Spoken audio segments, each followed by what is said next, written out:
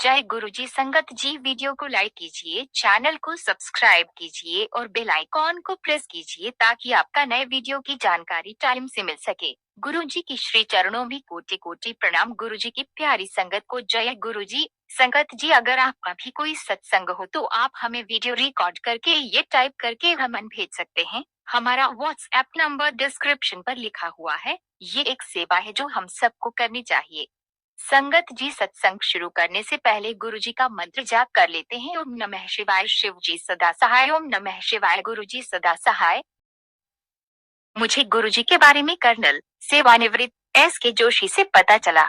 उन्होंने गुरुजी के साथ अपने निजी अनुभवों के बारे में बताया, जिनका संबंध बीमारियों, आर्थिक परेशानियों, जायदाद और पारिवारिक विषयों से था, जिनका चमत्कारपूर्ण ढंग से समाधान हुआ था। गुरुजी के पावन दर्शन के लिए मैं उनके साथ छोटे मंदिर एम्पायर स्टेट गया। गुरुजी के मुख पर तेज आध्यात्मिक प्रभामंडल देखकर मैं विस्मित रह गया और मैंने बहुत तृप्त महसूस किया। गुरुजी के संगत में बैठना एक अद्भुत अनुभव था।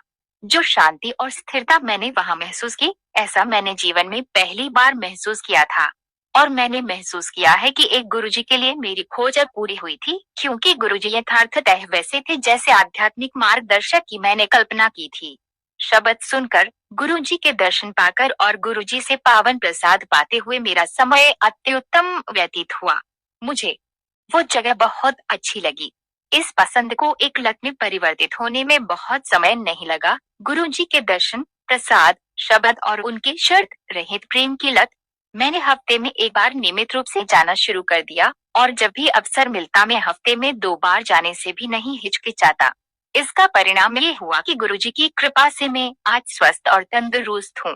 वास्तव में गुरुजी के चरण शरण में रहकर मैं अपने संचित बुरे कर्मों से भी छुटकारा पा सका हूँ।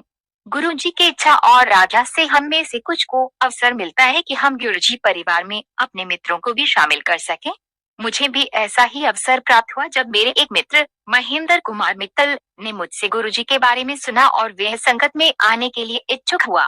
मैं उसके साथ गुरुजी के यहाँ चलने के लिए तैयार था। बहुत समय से महेंद्र अपनी बेटी के लिए एक अच्छे रिश्ते की खोज में था, पर अभी तक असफल रहा था। गुरुजी के दरबार में आने के एक हफ्ते में ही उसे अपनी बेटी के लिए एक योग्य रिश्ता आया। वो गुरुजी के पास उनकी आज्ञा और आशीर्वाद के लिए आया। गुरुजी ने उस रिश्ते के लिए अपनी स्वीकृति दी और बोले, तेरा कल्याण हो गया। बाद में जब महेंद्र ने गुरुजी को शादी का निमंत्रण पत्र भेंट किया, गुरुजी ने वर वधू को एक अत्युत्तम भावी जीवन का आशीर्वाद दिया।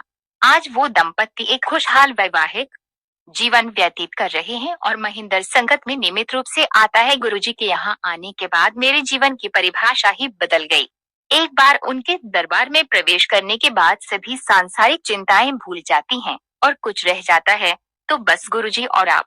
ये अनुभूति सिर्फ मुझ तक सीमित नहीं थी, महेंद्र और बहुत सारी संगत भी ऐसा ही महसूस करती है। गुरुजी की महासमाधि एक घोर सदमा था जिसने मुझे अंदर तक हिलाकर रख दिया। परंतु यह अनुभूति कि गुरुजी अभी भी हमारे साथ ही हैं, अपना आशीर्वाद और प्रेम हम पर बरसाते हुए, मुझे जल्द ही हो गया। मंदिर में गुरुजी की खुशबू और जीवन के हर पहलू में उनका आशीर्वाद पूर्णतः स्पष्ट है। करीब 4 महीने पहले गुरुजी ने मुझे सपने में दर्शन दिए और अपने अनोखे तरीके से मुझे बुलाकर बोले, ओए गोयल, ऐथे आ, संगत विच जाना ना छड्डी। गोयल, इधर आ, संगत में जाना कभी मत छोड़ना। गुरुजी के दर्शन हमेशा मुझ में जोश भर देते हैं और मेरी स्मृति में अमिट रूप से छपे हुए हैं। साथ ही मैं उनकी आज्ञा का हमेशा पालन करूंगा। गुरुजी हमारे बीच ही हैं और हमसे प्रेम करते हैं और अपनी कृपा उन पर बरसाते रहते हैं जो उनसे जुड़े हुए हैं।